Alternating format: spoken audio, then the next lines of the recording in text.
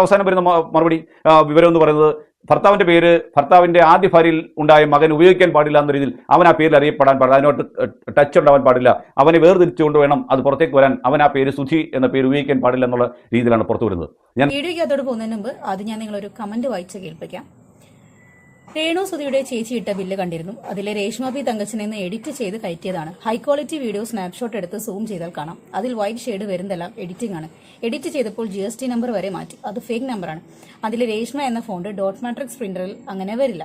ഇങ്ങനെ ഒരു ബില്ലുമായി ആ ചേച്ചിക്ക് വരേണ്ട കാര്യമില്ലായിരുന്നു. അടങ്ങിയിരുന്നാൽ നല്ലപോലെ ചികിത്സയുമായി പോകാം. ആ ബില്ലിന്റെ റീപ്രിന്റ് എടുക്കാൻ പോയാൽ നിങ്ങൾ പെടും. കാരണം അതിലെ ഡീറ്റെയിൽ മറ്റൊരാളുടെ പേരിലാണ്. ഇത് നമ്മുടെ രേണു സുധിയായിട്ട് ബന്ധപ്പെട്ട് നടക്കുന്ന ബിൽ കോൺട്രവേഴ്സിയിൽ നിന്ന് എടുത്തിട്ടുള്ള ഒരു കമന്റാണ്. ഇതിൽ പറയുന്ന ചില കാര്യങ്ങൾ നമുക്ക് പരിശോധിക്കേണ്ടിയിരിക്കുന്നു. ആദ്യം ഇവർ പറയുന്നത് എന്താണെന്ന് വെച്ച് കഴിഞ്ഞാൽ അതിൽ രേഷ്മ പി തങ്കച്ചൻ എന്ന് പറയുന്ന പേര് എഡിറ്റ് ചെയ്ത് കയറ്റിയതാണെന്നും ഡോട്ട് മാട്രിക് പ്രിന്ററിൽ അങ്ങനെ ഒരു ഫോണ്ട് വരില്ല എന്നുള്ളതുമാണ്. നമുക്ക് എന്താണെങ്കിലും ആ ഒരു സംശയം ആദ്യം ക്ലിയർ ചെയ്തേക്കാം. സംശയ നിവാരണത്തിന് നമ്മളെല്ലാവരും ഇപ്പോൾ ഉപയോഗിക്കുന്ന കോമൺ ആയിട്ടുള്ള സാധനമാണ് AI സാധനങ്ങൾ, അതായത് ജെമിനി, പിന്നെ ChatGPT പോലുള്ള സാധനങ്ങളൊക്കെ, ആപ്സ്. അപ്പം നമുക്ക് അവരോട് ചോദിച്ചിട്ട് അവർ പറയുന്നത് എന്താ നോക്കാം. അവർ പറയുന്ന ഇതാണ്: വരും, ഇത് പൂർണ്ണമായും സാധ്യമാണ്. കമന്റിൽ പറയുന്നത് പോലെ ഡോട്ട് മാട്രിക് പ്രിന്ററിൽ ഇത്തരം ഫോണ്ടുകൾ വരില്ല എന്ന വാദം തെറ്റാണ്. അപ്പൊ അത്തരത്തിലൊരു ഫോണ്ട് അങ്ങനെയുള്ള ഒരു ബില്ലിനകത്ത് വരും എന്നുള്ളതാണ് ChatGPT പറയുന്നത്. നിങ്ങൾക്ക് സംശയം ഉണ്ടെങ്കിൽ ബില്ലിന്റെ സ്ക്രീൻഷോട്ട് ഞാൻ ഇവിടെ കൊടുക്കാം, അല്ലെങ്കിൽ നിങ്ങൾക്ക് രേണുവിന്റെ ആ വീഡിയോക്കകത്ത് പോയിട്ട് ബില്ല് സ്ക്രീൻഷോട്ട് എടുത്താൽ നിങ്ങൾക്ക് തന്നെ AI ടൂളുകൾ ഉപയോഗിച്ചിട്ട് ഇതിന്റെ വാസ്തവം എന്താണ് എന്നുള്ളത് പരിശോധിക്കാം. ഇതിൽ ഏറ്റവും കൂടുതൽ ആൾക്കാർ പറയുന്നത്, കൺഫ്യൂസ്ഡ് ആയിട്ടുള്ളത്, ഈ ഒരു 2001 13/11/2001 എന്ന് കാണുന്ന ആ ഒരു ഡേറ്റ് കണ്ടപ്പം അത് അന്നത്തെ ബില്ലാണെന്നും മറ്റേതൊരു രോഗിയുടെ ബില്ല് എഡിറ്റ് ചെയ്ത് കൊണ്ടുവന്നതാണെന്നും പല ആൾക്കാരും തെറ്റിദ്ധരിക്കപ്പെട്ടിട്ടുണ്ട്. നമുക്ക് ആ ഒരു ഡേറ്റിന്റെ നിജസ്ഥിതി എന്താണ് എന്നൊന്ന് നോക്കാം. ഈ ഡേറ്റ് എന്ന് പറയുന്നത് എന്താണെന്ന് വെച്ച് കഴിഞ്ഞാൽ രജിസ്ട്രേഷൻ വിവരങ്ങളാണ്. അതായത് തിരുവനന്തപുരം മെഡിക്കൽ കോളേജ് ക്യാമ്പസിൽ പ്രവർത്തിക്കുന്ന സാറ്റ് എന്ന സർക്കാർ സൊസൈറ്റി 2001 നിലവിൽ വന്നിട്ടുള്ളത്. സാറ്റ് ഹോസ്പിറ്റൽ ഹെൽത്ത് എഡ്യൂക്കേഷൻ സൊസൈറ്റി എന്ന സർക്കാർ സൊസൈറ്റി 2001 നിലവിൽ വന്നത്. അപ്പോൾ ആ നിലവിൽ വന്നിട്ടുള്ള ഡേറ്റും കാര്യങ്ങളും അതിന്റെ നമ്പർ, രജിസ്ട്രേഷൻ വിവരങ്ങളുമാണ് ആ കാണുന്ന തീയതി. ആ ഒരു നമ്പറും പിന്നെ തീയതി 13/11/2001 എന്ന് പറയുന്ന ആ ഒരു ഡേറ്റിൽ അവിടെ രേഖപ്പെടുത്തി വെച്ചിട്ടുള്ളത്. അല്ലാതെ രേണു സുധി ആശുപത്രിയിൽ പോയ ഡേറ്റില്ല. രേണു ആശുപത്രിയിൽ പോയ ഡേറ്റ് അവരുടെ പേരിന്റെ തൊട്ടടുത്ത് തന്നെ ആണ് ബിൽ നമ്പറും പിന്നെ ഡേറ്റും കാര്യങ്ങളൊക്കെ കൊടുത്തിട്ടുള്ളത്. അത് എന്താണ്, ചേച്ചിയുടെ കൈ വെച്ചിട്ട് മറിഞ്ഞിരിക്കുകയാണ്. അവിടെ നമുക്ക് രേണുവിന്റെ പേരും 2026 എന്ന് പറയുന്ന ചെറിയൊരു ഭാഗം മാത്രമേ കാണാൻ വേണ്ടി സാധിക്കുന്നുള്ളൂ. ഈ രണ്ട് കാര്യങ്ങൾ നിങ്ങൾക്ക് വ്യക്തത വന്നു എന്ന് കരുതുന്നു. ഒന്ന് ഡേറ്റ്, അത് ആ സ്ഥാപനം നിലവിൽ വരുന്ന ബില്ല് ആസ്പദമാക്കിയിട്ടുള്ള ഡേറ്റാണ്. രേണു ആശുപത്രി പോയ ഡേറ്റില്ല. പിന്നെ പേരും കാര്യങ്ങളും മറ്റും എഴുതി ചേർത്തതാണ് എന്ന് പറയുന്നുണ്ട്. അതൊരിക്കലും അങ്ങനെയല്ല എന്നുള്ളതാണ് AI സാങ്കേതിക വിദ്യ പറയുന്നത്, ഞാൻ പറഞ്ഞതല്ല. അപ്പോൾ ആ ബില്ല് നമുക്ക് വിശ്വസിക്കാം എന്നുള്ളതാണ് സാരം എന്നുള്ളതൊന്ന് സൂചിപ്പിച്ച് വെച്ചേക്കുന്നു. ഇനി നമുക്ക് വീഡിയോയ്ക്ക് അകത്തോട്ട് പോകും. അതിനുമുമ്പ് എന്റെ വീഡിയോ ആദ്യമായിട്ട് കാണുന്ന ആൾക്കാരാണെങ്കിൽ ചാനൽ മറക്കാതെ ലൈക്ക് ചെയ്യുക, ഷെയർ ചെയ്യുക, സബ്സ്ക്രൈബ് ചെയ്യുക. വീഡിയോ ആയിട്ട് റിലേറ്റ് ചെയ്ത് എന്തെങ്കിലും ഒരു കാര്യം കമന്റും കൂടെ ചെയ്തേക്കാം. അഡ്വാൻസിന്റെ ഒരു വീഡിയോ നമ്മൾ ഓൾറെഡി റിയാക്ട് ചെയ്തിട്ടുണ്ടായിരുന്നു. ഈ രേണു സുധിയുടെ ചികിത്സയുമായി ബന്ധപ്പെട്ട് അവരുടെ രോഗവുമായിട്ട് ബന്ധപ്പെട്ട് ഒരാൾ ഷഹീർ എന്ന് പറയുന്ന ഒരു വ്യക്തി മനുഷ്യാവകാശ കമ്മീഷനിൽ ഇവർക്കെതിരെ ഒരു പരാതി കൊടുത്തിട്ടുണ്ടായിരുന്നു, ഇവരുടെ രോഗാവസ്ഥയെ കുറിച്ച് അറിയുന്നതിന് വേണ്ടിയിട്ട്. അതിന്റെ കേസ് വിവരങ്ങൾ എന്തെല്ലാം ആയിട്ടുണ്ട്, പിന്നെ പോരാത്തിന് ഈ ബില്ലുമായിട്ട് സംബന്ധിച്ച ചില കാര്യങ്ങളെല്ലാം അടൂരാനിൽ പറയുന്നുണ്ട്. എന്തൊക്കെയാണ് പുള്ളി പറയുന്നതും അതിലും അതിലുള്ള തെറ്റുകൾ എന്തൊക്കെയാണെന്നുള്ളതും ഒന്ന് നോക്കാം. നമസ്കാരം പ്രിയമുള്ളവരെ. 10 പേരെ എടുത്താൽ ഒരാൾക്ക് ക്യാൻസർ ഉണ്ടെന്നുള്ളതാണ് ഇപ്പോൾ കേരളത്തിലെ അവസ്ഥ. നമ്മുടെ ജീവിതശൈലിയിലുണ്ടായ മാറ്റം അത് വളരെയേറെ കാരണമായിട്ടുണ്ട് എന്നുള്ള കാര്യം കൂടി ഓർമ്മപ്പെടുത്തുകയാണ്. നമ്മുടെ ശരീരത്തിലെ ഓരോ അവയവത്തെയും അതിൻ്റെതായ പ്രാധാന്യത്തോടുകൂടി നമ്മൾ കണ്ടില്ല എങ്കിൽ ക്യാൻസർ ആർക്കും എപ്പോഴും പിടിപ്പെടാം. വേദന ഉള്ളതും വേദനരഹിതവും വേദനയില്ലാത്തതുമായ ഒട്ടനവധി ക്യാൻസറിൻ്റെ വകഭേദങ്ങൾ നമ്മുടെ നാട്ടിൽ നിന്ന് നിരവധി ആൾക്കാർക്കുണ്ട്. അത് സാമ്പത്തികമായി മുന്നോക്കം നിൽക്കുന്നവനും സാമ്പത്തികമായി പിന്നോക്കം നിൽക്കുന്നവനും ഉണ്ട് എന്നുകൂടി മനസ്സിലാക്കണം. സാമ്പത്തികമായി പിന്നോക്കം നിൽക്കുന്ന ധാരാളം ആൾക്കാർക്ക് സർക്കാരിൻ്റെ ചില സഹായങ്ങളുണ്ട് എന്നുള്ളത് കൂടി നമ്മൾ മനസ്സിലാക്കേണ്ടിയിരിക്കുന്നു. ഒരു ക്യാൻസർ പേഷ്യൻ്റ് എങ്ങനെയായിരിക്കും, അതിൻ്റെ പ്രൊസീജിയർ എന്താണെന്നും സാധാരണ ജനങ്ങൾക്ക് അറിയാവുന്ന സാഹചര്യത്തിലാണ് രേഷ്മ തങ്കച്ചൻ എന്ന രേണു സുധിക്കെതിരെ സഹീർ കണ്ണൂർ എന്ന് പറയുന്ന പൊതുപ്രവർത്തകൻ ബഹുമാനപ്പെട്ട കേരള സ്റ്റേറ്റ് ഹ്യൂമൻ റൈറ്റ്സ് ഓർഗനൈസേഷന് പരാതി നൽകുന്നത്. അത് സ്റ്റേറ്റ് കമ്മിറ്റി ആ പരാതി ഫയലിൽ സ്വീകരിച്ചിട്ടുണ്ട്. അതിന് പുറത്ത് അന്വേഷണത്തിന് വേണ്ടി ഉത്തരവിട്ടു എന്ന് മനസ്സിലാക്കണം. അതിൻ്റെ നമ്പർ SHRC നമ്പർ 10-257 CR/2006 എന്നാണ്. 10-257 CR/2026 കോൺഫിഡൻഷ്യൽ റിപ്പോർട്ടിന് വേണ്ടിയ ഫയൽ മാറിയിരിക്കുന്നു എന്ന വാർത്തയാണ് പുറത്തു വരുന്നത്. അപ്പം ഫയൽ സ്വീകരിച്ച ആൾക്കാർക്ക് അത് അന്വേഷിക്കണം. അതിൽ എന്തോ ഒരു വാസ്തവമുണ്ട് എന്നുള്ളതുണ്ട്. അതുകൊണ്ട് അവർ റിജക്ട് ചെയ്തില്ല. സോ അവർ അന്വേഷിക്കട്ടെ. കാര്യങ്ങളുടെ നിജസ്ഥിതി അറിയാൻ ആളുകൾക്കും താല്പര്യമുണ്ട്. അവരുടെ രോഗാവസ്ഥയും അവരുടെ സംസാരങ്ങളും പ്രവർത്തികളും രണ്ട് വഴിക്കായ സ്ഥിതിക്ക് കാര്യങ്ങൾ സംശയമുള്ള ആൾക്കാർ തിരിച്ചറിയട്ടെ. അതിനുവേണ്ടി ഈ ഒരു മുന്നേറ്റം എന്തുകൊണ്ട് നല്ലതാണെന്ന് ഞാൻ അതിനെ അഗ്രി ചെയ്യുന്നു. രോഗമില്ല എന്നുള്ളത് ഞാൻ തള്ളിക്കളയുന്നില്ല. പക്ഷേ ആളുകൾ അത് അറിയേണ്ടത് അത്യാവശ്യം തന്നെയാണ്. കാരണം അവർ സിനിമാ തിയേറ്ററിലെ സിനിമ കാണാൻ പോകുന്ന രോഗം വെച്ചിട്ട് എൻജോയ് ചെയ്യേണ്ട എന്ന് പറയുന്നില്ല. പക്ഷേ ഇൻഫെക്ഷൻസും കാര്യങ്ങളൊക്കെ വരാൻ സാധ്യതയുള്ള സ്ഥലത്ത് സ്വന്തം ആരോഗ്യം പോലെ നോക്കാതെ പോകുന്നത് ശരിയാണോ? സ്വന്തം മകന് വേണ്ടി ജീവിക്കണം എന്ന് ആവശ്യപ്പെടുന്ന അല്ലെങ്കിൽ ആഗ്രഹിക്കുന്ന ഒരു വ്യക്തി ഇങ്ങനെ പെരുമാറുന്നതിൽ നിങ്ങൾക്ക് എന്തെങ്കിലും പന്തികേട് തോന്നുന്നുണ്ടോ? അപ്പം അങ്ങനെ പന്തികേട് തോന്നുന്നത് കൊണ്ടാണ് ആൾക്കാർ എന്ത് ചെയ്യുന്നത്, ഇങ്ങനെ പരാതിയും കൊണ്ട് നടക്കുന്നത്. പ്രമോഷൻ വീഡിയോസിന് പോകുന്നു, ഓൺലൈനിൽ സജീവമായി തുടരുന്നു, ഒത്തിരി വീഡിയോസും കാര്യങ്ങളും നിങ്ങൾ റീൽസായിട്ട് പോസ്റ്റ് ചെയ്യുന്നു. ഫോണും കാര്യങ്ങളൊക്കെ മാക്സിമം ഉപയോഗിക്കാതിരിക്കേണ്ട ഒരു സമയമാണ്. അതുപോലും ശ്രദ്ധിക്കാതെ ഇങ്ങനെയൊക്കെ ചെയ്യുന്നുണ്ടെങ്കിൽ നിങ്ങളുടെ രോഗാവസ്ഥയും അതിൽ പാലിക്കേണ്ട മാനദണ്ഡങ്ങളും നിങ്ങളുടെ പ്രവർത്തികളും രണ്ട് വഴിക്കാണ്. അപ്പോൾ സ്വാഭാവികമായിട്ട് സംഭവിക്കേണ്ട ഒരു കാര്യമേ ഇപ്പോഴും സംഭവിച്ചിട്ടുള്ളൂ. അദ്ദേഹം പരാതി കൊടുത്തതിന് ശേഷം ഞാൻ വീഡിയോ ചെയ്തു. ആ വീഡിയോയിൽ ഞാൻ ചില കാര്യങ്ങൾ ഗോപ്യമായി വെക്കുകയും പല കാര്യങ്ങൾ തുറന്നു പറയാൻ ശ്രമിച്ചു. അതെല്ലാം തന്നെ ഒരു ക്യാൻസർ പേഷ്യൻ്റ് അനുവർത്തിക്കേണ്ടതായ ചില കാര്യങ്ങളുണ്ട്. ഒപ്പം മലയാളത്തിൻ്റെ ഒരു സിനിമാ താരത്തെ വെച്ചുകൊണ്ടും ഒക്കെ തന്നെ ഈ പറഞ്ഞ രേണു സുധി സോഷ്യൽ മീഡിയയിൽ വരികയും തനിക്ക് വലിയ സാമ്പത്തിക ആവശ്യമുണ്ടെന്നും സാമ്പത്തികത്തിൻ്റെ അങ്ങേ അറ്റത്തെ ആവശ്യകതയിലായിരിക്കും സഹായിക്കണം എന്ന് പറയുകയും എന്നെ സഹായിക്കാനുള്ളവർ എൻ്റെ 3 രാജ്യങ്ങളിലുള്ള ഏജന്റുമാരല്ലോ മാനേജർമാരെ ബന്ധപ്പെടണമെന്നൊക്കെയാണ് പറഞ്ഞത്. വളരെ തമാശ രൂപേണയാണ് കാര്യങ്ങൾ അവതരിപ്പിച്ചതെന്നുണ്ടെങ്കിലും പറഞ്ഞതിൽ കുറച്ച് വാസ്തവവും കാര്യങ്ങളൊക്കെ ഉണ്ട്. സീമാജി നായർ എന്ന് പറയുന്ന ആക്ട്രസ് അവരെ സഹായിച്ചത് പോലും അവർ അത് മുതലെടുക്കുന്ന രീതിയിലേക്കാണ് കാര്യങ്ങൾ പോയിട്ടുള്ളത്. ഇത് പറയാനുള്ള കാരണം ഒന്നെങ്കിൽ സീമയ്ക്ക് ഒരു പബ്ലിസിറ്റിക്ക് വേണ്ടി സീമ പറഞ്ഞു ചെയ്യിച്ചതാണ് എന്ന് ആൾക്കാർക്ക് തോന്നും. അതല്ലെങ്കിൽ സീമ സീക്രട്ട് ഏജന്റ് തുടങ്ങിയ ആൾക്കാർ സഹായിച്ചതുപോലെ മുന്നോട്ട് ഇറങ്ങി ഒന്ന് തന്നെ സഹായിക്കാൻ മറ്റുള്ളവർ തയ്യാറാകണം എന്നുള്ളൊരു ലീഡ് ആൾക്കാരുടെ ഇടയിലോട്ട് കുത്തിവെക്കുന്ന പോലെയാണ് എനിക്കത് ഫീൽ ചെയ്തിട്ടുള്ളത്. ഇപ്പം സീമേനെ കുറ്റം പറയുകയാണെങ്കിൽ ഒരു പബ്ലിസിറ്റിക്ക് വേണ്ടി ഒരിക്കലും ഞാൻ സഹായിച്ചു, നിങ്ങളത് ഞാൻ സഹായിച്ചു എന്ന് പറയണം കേട്ടോ. അവർക്ക് ഒരു പത്രാസിന് ഒരു ഫെയിമിന് വേണ്ടി ഒരിക്കലും അങ്ങനെ ചെയ്യിച്ചു അല്ലെങ്കിൽ അത് വിചാരിച്ച് അവരങ്ങനെ ചെയ്തു എന്ന് ഞാൻ കരുതുന്നില്ല. സീക്രട്ട് ഏജന്റിന്റെ കാര്യത്തിലും ഞാൻ അങ്ങനെ കരുതുന്നില്ല. പക്ഷേ ഇവർ രണ്ടുപേരും ഇവരെ സഹായിച്ചത് എല്ലാ സ്ഥലത്തും പാട്ടാണ്. അതെങ്ങനെ പാട്ടായി എന്നുള്ളതും കൂടെ നോക്കണം. അപ്പോൾ അവരെന്നെ കാണാൻ വന്നപ്പോൾ ഇത്ര രൂപയ്ക്ക് സഹായിച്ചു, ഞാൻ ആ പൈസയ്ക്ക് മരുന്ന് വാങ്ങി. ഇവരെന്നെ കാണാൻ വന്നപ്പോൾ എന്നെ ഇത്ര പൈസയ്ക്ക് സഹായിച്ചു, ഞാൻ അത് എൻ്റെ റൂമിലേക്ക് എനിക്കൊരു രോഗിക്ക് ആവശ്യമായ രീതിയിൽ അത് ചിലവഴിക്കാൻ വേണ്ടി ശ്രമിച്ചു എന്ന് പറയുമ്പോൾ പറഞ്ഞ പോലെ തന്നെ അവരെ കാണാൻ ചെല്ലുന്ന സമയത്ത് ആരെങ്കിലും അവരെ സഹായിക്കണം എന്നുള്ളതാണ്. അപ്പം സ്വാഭാവികമായിട്ട് ആൾക്കാർ കരുതുമോ ഇവരെ സഹായിച്ചല്ലോ അപ്പം നമ്മൾ സഹായിക്കാം, അങ്ങനത്തെ ഒരു അവസ്ഥയിലാണല്ലോ എന്നുള്ളത് മുതലെടുക്കുന്ന രീതിയിലോട്ട് കാര്യങ്ങൾ പോകും.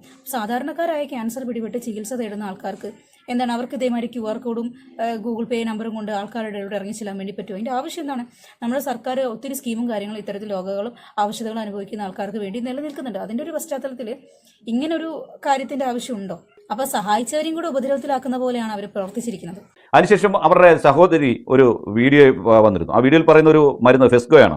ഇതിൻ്റെ പ്രത്യേകത ഇതൊരു ചർമ്മത്തിൻ്റെ അടിയിലേക്ക് പതുക്കെ കുത്തിവെക്കുന്ന ഒരു മരുന്നാണ്. കൂടാതെ കുത്തിവയ്പ്പിന് ശേഷം എന്തെങ്കിലും അലർജി പ്രതികരണം ഉണ്ടാകുന്നുണ്ടെന്ന് പരിശോധിക്കാൻ കുറഞ്ഞത് 30 മിനിറ്റോളം ഡോക്ടറെ നിരീക്ഷണത്തിൽ ഇരിക്കേണ്ടത്. ഇത് എടുക്കുന്നത് ഡോക്ടർ ആയിരിക്കണം. ആദ്യ ഡോസ് കഴിഞ്ഞ് 3 ആഴ്ചയ്ക്ക് ശേഷം അടുത്ത ഡോസ് എടുക്കാം. ഓരോ മെയിൻ്റനൻസ് ഡോസ് കഴിഞ്ഞ് 15 മിനിറ്റോളം നിരീക്ഷണം ആവശ്യമാണ്. തുടയുടെ ഭാഗത്തുള്ള ചർമ്മത്തിനടിയിലാണ് ഈ കുത്തിവയ്പ്പ് നൽകുന്നത്. ഓരോ തവണ ഇടത്തെ തുടയിലോ വലത്തെ തുടയിലോ മാറിയാണ് കുത്തിവയ്ക്കുന്നത്. ശസ്ത്രക്രിയയ്ക്ക് മുൻപ് കീമോതെറാപ്പിയോടൊപ്പം ഫെസ്കോ നൽകുന്നു. ശസ്ത്രക്രിയയ്ക്ക് ശേഷം മൊത്തത്തിൽ 1 വർഷം പൂർത്തിയാകുന്നവരെ ഇത് തുടരേണ്ടി വരുന്നു. ഇത് സാധാരണ ബ്രസ്റ്റ് ക്യാൻസറുമായി ബന്ധപ്പെട്ട് വരുന്ന രോഗികൾക്ക് കൊടുക്കുന്ന ഒരു മരുന്നാണ്. ഇതിൻ്റെ വില എന്ന് പറയുന്നത് 2 ലക്ഷത്തിന് മേളിലാണ് എന്നുള്ള കാര്യം ഒരു യാഥാർത്ഥ്യം തന്നെയാണ്. ഈ 2 ലക്ഷത്തിന് മുകളിലാണ് വില എന്നുള്ളത് എല്ലാവർക്കും അറിയാവുന്നതുകൊണ്ടാണ് എൻ്റെ മരുന്നിന് 2 ലക്ഷം രൂപയുണ്ടെന്നും 6 കീമോതെറാപ്പി ഉണ്ടെന്നും ആ കീമോതെറാപ്പിക്ക് മുമ്പ് ഇത് ചെയ്യണമെന്നും 6 കീമോതെറാപ്പിക്ക് മാത്രം ഇഞ്ചക്ഷൻ ഓപ്പറേഷൻ നടത്തൂ എന്നൊക്കെ ഡോക്ടർ പറഞ്ഞായിട്ട് പറയുന്നത്. പക്ഷേ അതിനുവേണ്ടി ബില്ല് തിരുവനന്തപുരത്തെ തിരുവനന്തപുരം മെഡിക്കൽ കോളേജിൽ ബില്ലായിട്ട് പുറത്ത് വിട്ടിട്ടുണ്ട് അവരുടെ ചേച്ചി. ആ ബില്ലിൽ പറയുന്ന ഡേറ്റ് 13/11/2001 അതെ, ആ ഡേറ്റ് നമ്മൾ നേരത്തെ ഡിസ്കസ് ചെയ്താണ്. ആ ഡേറ്റ് എന്ന് പറയുന്നത് ആ സ്ഥാപനം നിലവിൽ വന്ന വർഷമാണ്. അത് എല്ലാ ബില്ലുകളിലും കാണാൻ സാധിക്കും എന്നുള്ളതാണ്. ഇപ്പം നിങ്ങൾ ഇങ്ങനെയുള്ള ഏതൊരു ബില്ലുമായിട്ട് ബന്ധപ്പെട്ട് നോക്കുകയാണെന്നുണ്ടെങ്കിലും ഇതേമാതിരി ഒരു നമ്പറും ആ ഒരു ഡേറ്റ് സ്ഥാപനം വന്നുള്ള ആ ഒരു വർഷവും കാര്യങ്ങളും അടങ്ങുന്ന ഒരു ഡേറ്റ്, ഒരു നമ്പർ നിങ്ങൾക്ക് ബില്ലിനകത്ത് കാണാൻ വേണ്ടി സാധിക്കും. ഇത് അവർ മറ്റൊരു രോഗിയുടെ ബില്ല് അടിച്ച് മാറ്റിയിട്ട് ഡേറ്റ് തിരുത്തിയൊന്നുമല്ല. അപ്പുറത്തെ സൈഡിൽ വേറെ ഡേറ്റും കാര്യങ്ങളുണ്ട്. അത് രമ്യന്റെ കൈവച്ച് മറിഞ്ഞിരിക്കുന്നതുകൊണ്ടാണ് നമ്മൾ കാണാത്തത്. 3/11/2001 2003 ഇവർ ഹസ്ബൻഡ് മരിക്കുന്നതാണ് ഞാൻ മനസ്സിലാക്കുന്നത്. എഗെയിൻ മിസ്റ്റേക്ക് ആണ്. 2003 മരിക്കുന്നത്, 2023 മരിക്കുന്നത്. 2003 എന്നൊക്കെ പറയുന്ന സമയത്ത് ഇപ്പം പുള്ളിക്കാരിക്ക് ഈ ഒരു ബില്ല് പ്രകാരം 34 വയസ്സ്, ഇത് 2026. അപ്പോൾ ഈ ഒരു 26-ൽ നിന്ന് ഒരു 34 വയസ്സ് കഴിച്ചാൽ അന്ന് അവർക്ക് ചെറിയ പ്രായമാണ്. ആ പ്രായത്തിൽ എന്താണെങ്കിലും വിവാഹം നടക്കത്തില്ല, ശരിയല്ലേ? അത് എനിക്ക് തോന്നുന്നു കാൽക്കുലേറ്റ് ചെയ്തില്ല, അവർ ആ നോക്കി വായിച്ചതിൽ വന്നിട്ടുള്ള എന്തോ ഒരു മിസ്റ്റേക്ക് ആണ്. ഇവർക്ക് ക്യാൻസർ ആണെന്നുള്ള വിവരം ഇവർ ഈ അടുത്ത സമയത്താണ് പൊതുജനത്തോട് പറയുന്നത്. ഈ മരുന്നിൻ്റെ വില 2,26,028 രൂപ 50 പൈസയാണ്. ഇതാണ് ഇതിൻ്റെ ബില്ലായിട്ട് അവർ കാണിച്ചിട്ടുള്ളത്. വ്യക്തമായി ബില്ലും ഞാൻ ഇതിനോട് യോജിപ്പിക്കുന്നു. പക്ഷേ ഇതിനകത്തൊരു പ്രശ്നമുള്ളത്, ഈ ബില്ലിൽ ഒരിടത്തും പേഷ്യൻറ്റിൻ്റെ പേര് വരാതെയാണ് ആ വീഡിയോ എടുത്ത ഇവരുടെ സഹോദരി ചെയ്തിരിക്കുന്നത്. അല്ല, അവിടെ ഒരു വീഴ്ചയുണ്ട്. അവരുടെ ബില്ലിനകത്ത് വ്യക്തമായിട്ട് രേഷ്മ പി തങ്കച്ചൻ എന്ന് പറയുന്ന ഇത് അവരുടെ വിരലിന്റെ വിടവിലൂടെ വ്യക്തമായിട്ട് കാണാൻ വേണ്ടി സാധിക്കുന്നുണ്ട്. അവരുടെ വീഡിയോ നിങ്ങൾ പോയി നോക്കിക്കഴിഞ്ഞാൽ തുടക്കത്തിൽ തന്നെ നിങ്ങൾക്ക് ആ ഒരു പോർഷൻ കാണാൻ വേണ്ടി സാധിക്കും. എനിക്ക് തോന്നുന്നു ഇവരത് ശ്രദ്ധിച്ച് കാണത്തില്ല, അതുകൊണ്ടായിരിക്കും ഇങ്ങനെ സംസാരിക്കുന്നത്. എവിടെ എന്തൊക്കെയോ ഒരു പെശക് പറ്റിപ്പോയ പോലെയാണ് ഈ ഒരു വീഡിയോ കണ്ടപ്പോൾ മനസ്സിലായത്. 3 മിസ്റ്റേക്കായി ഇപ്പോൾ നമ്മൾ തിരുത്തി കൊടുക്കുന്നു. അതിനകത്ത് അവരുടെ പേര് വ്യക്തമായിട്ട് കാണാം. അങ്ങനെ മറയ്ക്കുന്ന രീതിയിൽ ശ്രമിച്ചതായിട്ടൊന്നും എനിക്ക് തോന്നിയിട്ടില്ല. വീഡിയോ കണ്ട ആർക്കും തോന്നാൻ സാധ്യതയില്ല. വീഡിയോ എടുത്ത ആൾ കൃത്യമായി ആ ഭാഗം വരാതിരിക്കാൻ വേണ്ടി പരമാവധി ശ്രമിച്ചിട്ടുണ്ട് എന്നുകൂടി നമ്മൾ മനസ്സിലാക്കണം.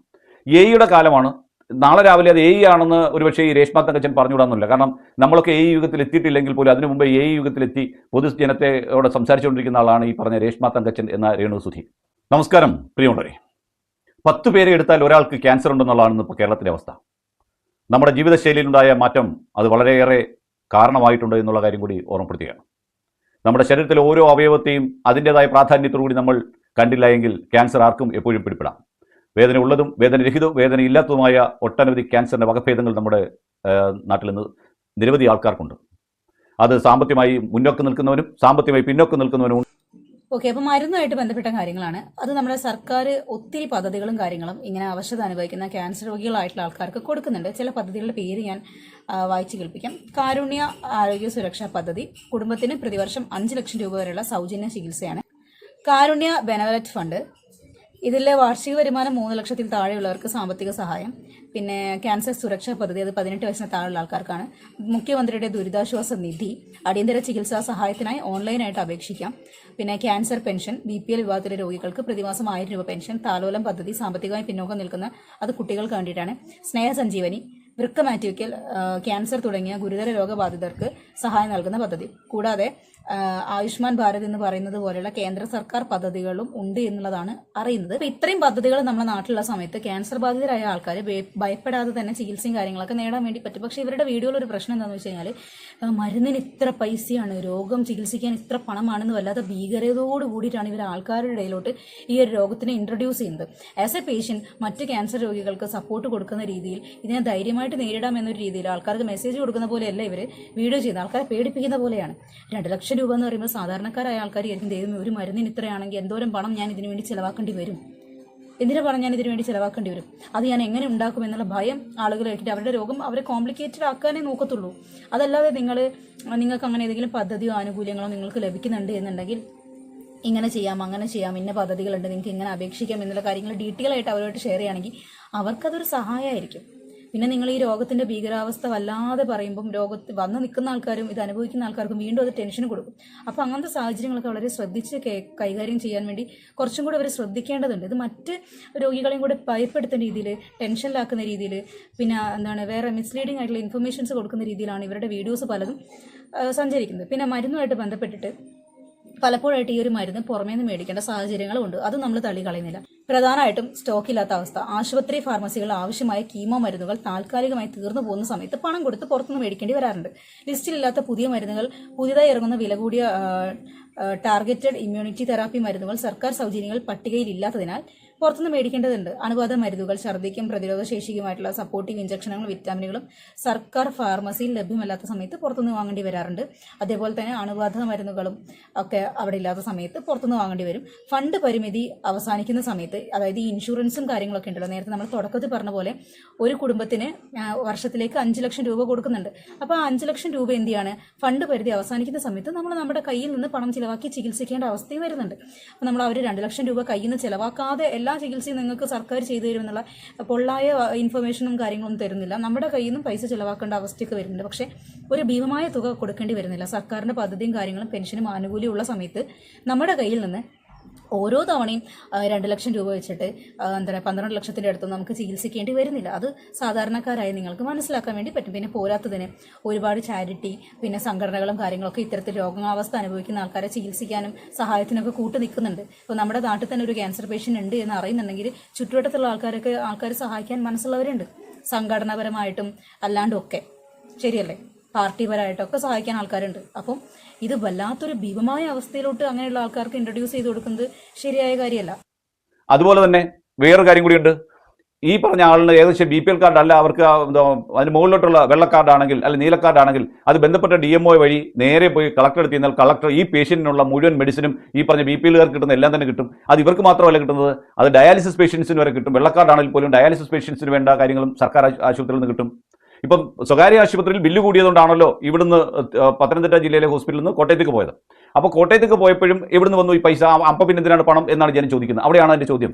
ഇവിടെ ഇവര് ആദ്യം ചികിത്സിച്ചിരുന്ന പ്രൈവറ്റ് ആശുപത്രിയിലാണ്. അതായത് നമ്മളെല്ലാവരും രോഗവിവരം അറിയുന്നതിന് മുമ്പ് ഇവർ ചികിത്സ തേടിയിട്ടുണ്ട്. ആ സമയത്ത് ഇവരുടെ കയ്യിൽ നിന്ന് പൈസയും കാര്യങ്ങളൊക്കെ ചിലവായിട്ടുണ്ട്. അതിനുശേഷം ഇവർ സർക്കാർ ആശുപത്രിയിൽ വന്നതിന് ശേഷം ഇവർ ആശുപത്രിയിൽ ഇത്ര ചികിത്സയ്ക്ക് ഇത്ര പൈസയാവും എന്ന് ആൾക്കാരുടെ ഇടയിലോട്ട് എത്തിച്ചിട്ട് ഇവരെ സഹായിക്കാനുള്ള ഒരു മനസ്സ് ക്രിയേറ്റ് ചെയ്തെടുക്കുക ചെയ്യുന്നത്. ഇത്ര പണമാവും, എൻ്റെ കയ്യിൽ അത്ര പണമില്ല, പക്ഷേ ഒരു സബ്സ്ക്രിപ്ഷൻ, എന്നെ സഹായിക്കാൻ താല്പര്യപ്പെടുന്ന ആൾക്കാരുണ്ടെങ്കിൽ മാസം സബ്സ്ക്രിപ്ഷൻ വഴി എന്നെ സഹായിക്കും എന്ന് പറയുന്നുണ്ട്. അതായത് ആ സബ്സ്ക്രിപ്ഷനിൽ പോയിട്ട് അംഗത്തെടുത്തിട്ട് ഇവരിടുന്ന വീഡിയോസും കാര്യങ്ങളെല്ലാം അതിനകത്ത് കണ്ടിട്ട് അതിൽ നിന്ന് കിട്ടുന്ന വരുമാനം ഇവർ ചികിത്സയ്ക്ക് ഉപയോഗിക്കുക എന്നതാണ് ഇവർ ഉദ്ദേശിച്ചിട്ടുള്ളത്.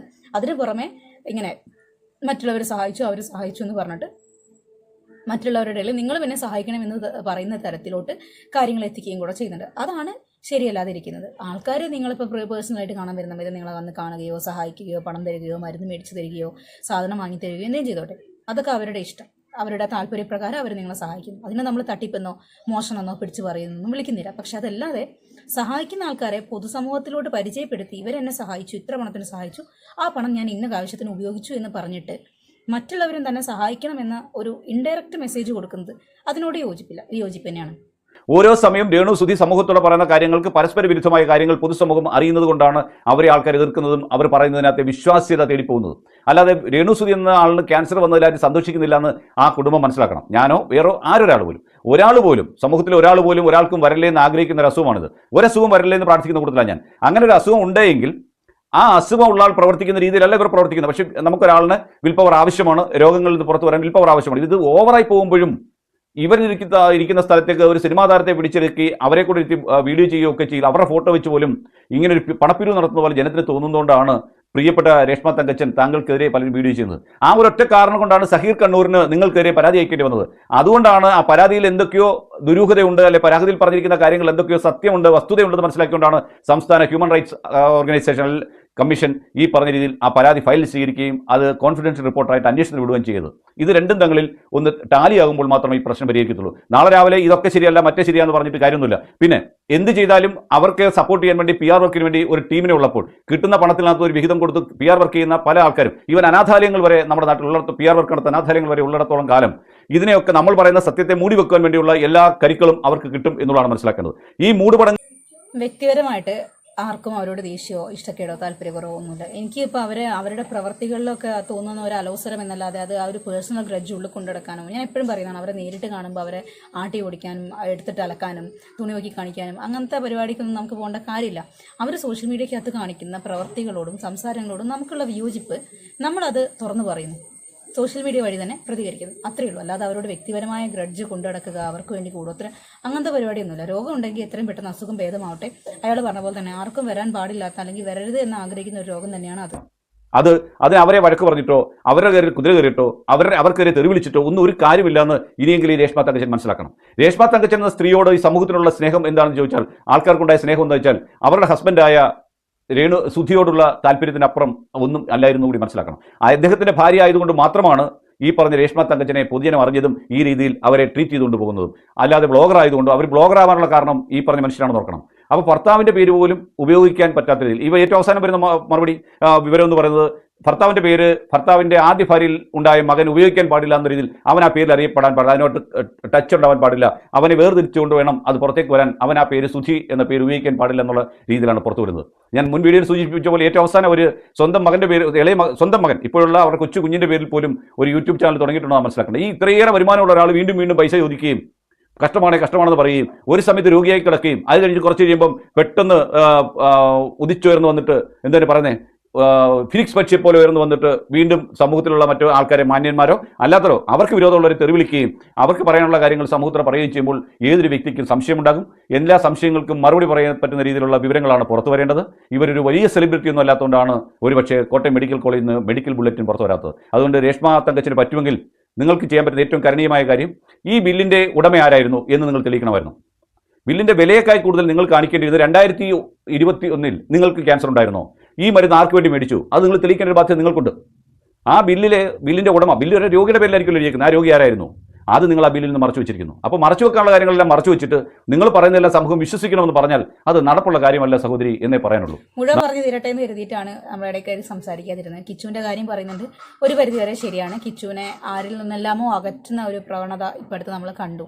പുള്ളിക്കാരി സ്വന്തം മകനിൽ നിന്ന് വരെ സ്വന്തം ചേട്ടനെ പിരിക്കുന്ന ഒരു സ്വഭാവമാണ് കുറച്ച് മുമ്പ് നമ്മൾ കണ്ടിട്ടുണ്ടായിരുന്നത്.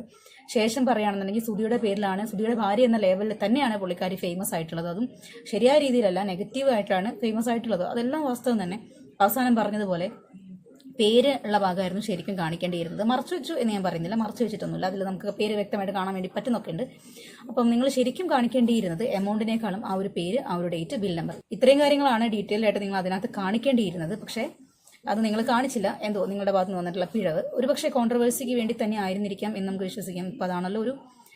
ഇപ്പോൾ അതാണല്ലോ ട്രെൻഡ്. ഇപ്പോൾ അവരുടെ യൂട്യൂബ് ചാനൽ എടുത്ത് നോക്കിക്കഴിഞ്ഞാൽ ഈ ഒരു സംഭവം തുടങ്ങി ഇന്നേ ദിവസം വരെ നോക്കുകയാണെന്നുണ്ടെങ്കിൽ അവരുടെ ആ ഒരു ക്യാൻസർ ജേണി ഫസ്റ്റ് വീഡിയോ മുതൽ ഈ വീഡിയോ വരെ ഒത്തിരി വ്യൂസും കാര്യങ്ങളും 1 മില്യൻ്റെ അടുത്തൊക്കെ ഒരുപാട് വ്യൂസ് ഉണ്ട്. അപ്പം കോൺട്രവേഴ്സിലൂടെ വരുന്ന ആ ഒരു ദൈർഘ്യമുള്ള വീഡിയോയിൽ നിന്ന് ലഭിക്കുന്ന വരുമാനം അവർക്ക് പല ആവശ്യങ്ങൾക്ക് വേണ്ടി ഉപയോഗിക്കാം. അതും ഒരു വരുമാന മാർഗ്ഗം തന്നെയാണ്. അങ്ങനെ നോക്കുമ്പോൾ എന്തിനാ ആൾക്കാർ അവർ കോൺട്രവേഴ്സി സ്കിപ്പ് ചെയ്യണം? അല്ലെങ്കിൽ രമ്യ എന്ന് പറയുന്ന സ്ത്രീ, ആ സ്ത്രീയുടെ തൊട്ടടുത്തിരുന്നിട്ടാണ് വീഡിയോസും കാര്യങ്ങളും ചെയ്യുന്നത് വിത്തൗട്ട് മാസ്ക്. പുള്ളിക്കാരിക്ക് മാസ്ക് ഇല്ല, കിടക്കുന്ന രേണുവിന് മാസ്ക് ഇല്ല. പുള്ളിക്കാരി അവിടെ വന്നിരുന്ന് ആ ബെഡിൽ ഇരുന്നിട്ടാണ് ഇതാക്കുന്നത്. ഹൈജീൻ ആയിരിക്കണം, തന്നെ കാണാൻ വരുന്നവർ മാസ്ക് ധരിച്ചിട്ട് വേണം വരാൻ എന്നൊക്കെ രേണു തന്നെ പറഞ്ഞാണ്. സ്വന്തം ചേച്ചി പോലും മാസ്ക് ധരിക്കുന്നത് തൊട്ടടുത്തിരുന്നിട്ട് അത്രയും മിനിറ്റ് നേരത്തെ വീഡിയോസും കാര്യങ്ങളൊക്കെ റെക്കോർഡ് ചെയ്യുന്നു, പോസ്റ്റ് ചെയ്യുന്നു. എന്താ അവിടെ വേറെ മുറികളോ മറ്റൊന്നും ഇല്ലാതിരുന്നിട്ടാണോ? അല്ല, മനഃപൂർവ്വം ഒരു കോൺട്രവേഴ്സി സൃഷ്ടിക്കുന്നതിന് വേണ്ടി അല്ലെങ്കിൽ ഒരു സിമ്പതി കാർഡ് ഇതാക്കുന്നതിന് വേണ്ടി രേണുവിൻ്റെ അടുത്തിരുന്ന് തന്നെ ആ ഒരു വീഡിയോ അവർ ചിത്രീകരിക്കുകയാണ് ചെയ്തിട്ടുള്ളത്. രേണുവിന് വേണ്ടി ചെയ്യുകയാണെങ്കിൽ എന്തുകൊണ്ട് മറ്റൊരു റൂമിൽ നിന്ന് ചെയ്തുകൂടാ? പറയേണ്ട കാര്യങ്ങൾ വേറെ റൂമിൽ ഇരുന്നിട്ടാണെങ്കിൽ ആൾക്കാർക്ക് എവിഡൻസ് വെച്ച് കഴിഞ്ഞാൽ കേൾക്കാമല്ലോ, എന്തെങ്കിലും ആവട്ടെ. പക്ഷേ ഇത്തരത്തിലുള്ള പരിപാടികളും കാര്യങ്ങളൊന്നും ശരിയല്ല എന്ന് മാത്രം ഓർമ്മിപ്പിക്കുന്നു. നിങ്ങളുടെ വിലയേറിയ അഭിപ്രായങ്ങൾ നിങ്ങൾ കമൻറ്റ് ചെയ്യുക. നമ്മൾ ഈ ഒരു വീഡിയോ എപ്പോഴും ചത്ത കുട്ടിയുടെ ജാതകം വായിക്കുക പറയുന്ന മാതിരി ഏറ്റവും അവസാനമായിരിക്കും നമ്മൾ വീഡിയോ ചെയ്യുന്നത്. സാറില്ല പോട്ടെ. എന്താണെങ്കിലും വീഡിയോ കണ്ട് ഇഷ്ടപ്പെട്ടാൽ നിങ്ങൾ ലൈക്ക് ചെയ്യുക, ഷെയർ ചെയ്യുക, സബ്സ്ക്രൈബ് ചെയ്യുക. വീഡിയോ ആയിട്ട് റിലേറ്റ് ചെയ്ത് എന്തെങ്കിലും ഒരു കാര്യം നിങ്ങൾക്ക് മനസ്സ് തോന്നുന്നു കമൻറ്റ് ചെയ്തിട്ടേക്കാം. Bye bye.